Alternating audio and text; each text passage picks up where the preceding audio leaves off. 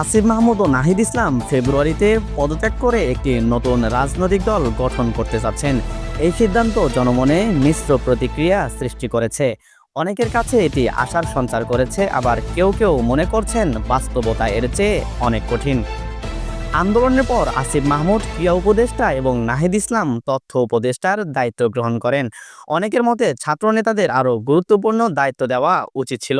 তবে দেশের প্রচলিত রাজনীতিতে শিক্ষিত নেতৃত্বের চেয়ে মূর্খ কিন্তু প্রভাবশালী এমন ব্যক্তিদের প্রাধান্যই বেশি দেখা যায়। ফলে তারা প্রশাসন সংস্কার বা জনগণের প্রত্যাশা পূরণে কার্যকর ভূমিকা রাখতে পারেননি।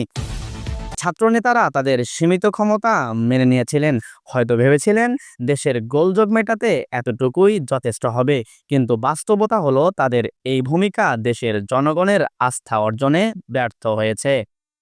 নতুন দল গঠনের পর আসিফ নাহিদ কতটা সফল হবেন তা নিয়ে সন্দেহ রয়ে গেছে জনমনে।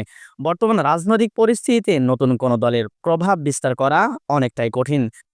তবে এ উদ্যোগ একটি বিষয় সুস্পষ্ট করে, তা হলো বর্তমান প্রশাসন ও গণতান্ত্রিক ব্যবস্থায় পরিবর্তন আনার অনেক প্রয়োজন। গণতন্ত্রের মূল কথা হলো জনগণের শাসন, কিন্তু আজকের পরিস্থিতি বলছে জনগণ রাষ্ট্রীয় ক্ষমতার আসল পরিস্থিতি জানেই না। ছাত্রনেতারাও মুখ খুলতে পারছেন না। গণতন্ত্রের নামে চলছে ক্ষমতার লড়াই, যেখানে জনগণ শুধুমাত্র দর্শক।